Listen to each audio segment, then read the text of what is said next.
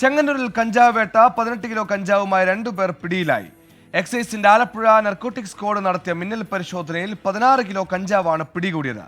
Chengannur Mulakuzha century ജംഗ്ഷനിൽ bus സ്റ്റോപ്പിൽ നിന്നാണ് 2 കിലോ കഞ്ചാവുമായി യുവാവിനെ പോലീസ് പിടികൂടിയത്.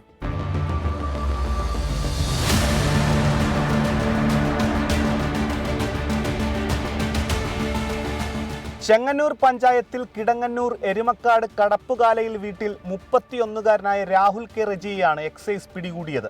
ഒറീസയിൽ നിന്നും ട്രെയിൻ മാർഗം ബാംഗ്ലൂരിലും അവിടെ നിന്നും ബസ് മാർഗം ചെങ്ങന്നൂരിലും എത്തിച്ച സാധനം ചൊവ്വാഴ്ച 12:30-ഓടെ രാഹുലിന്റെ സുഹൃത്തിന്റെ കാറിൽ ഗവൺമെന്റ് ITA ജംഗ്ഷനിൽ നിന്നും കിടങ്ങന്നൂർ പോകുന്ന വഴി പിന്തുടർന്ന് പിടികൂടുകയായിരുന്നുവെന്ന് നർക്കോട്ടിക് CI മഹേഷം പറഞ്ഞു. ഇയാളുടെ പേരിൽ ആലപ്പുഴ സൗത്ത് പോലീസ് സ്റ്റേഷനിൽ 24 കിലോ കഞ്ചാവ് കടത്തിക്കൊണ്ടുവന്ന സംഭവത്തിൽ കേസുള്ളതാണ്. ഇയാളെ നാർക്കോട്ടിക് വിഭാഗം നിരീക്ഷിച്ചു വരികയായിരുന്നു.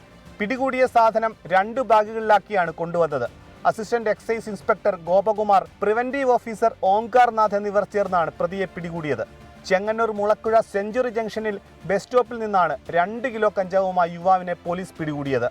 ഇലവന്തിട്ട മെഴുവേലിൽ മേനക വലിയകാലയിൽ അയത്തിൽ 37-കാരനായ തിലകിനെയാണ് പിടികൂടിയത്. ചൊവ്വാഴ്ച ഉച്ചയ്ക്ക് 1 മണിയോടെയായിരുന്നു സംഭവം. പോലീസിന് കിട്ടിയ രഹസ്യ വിവരത്തിന്റെ അടിസ്ഥാനത്തിലാണ് പ്രതിയെ പിടികൂടിയത്. പ്രതികളെ കോടതിയിൽ ഹാജരാക്കി.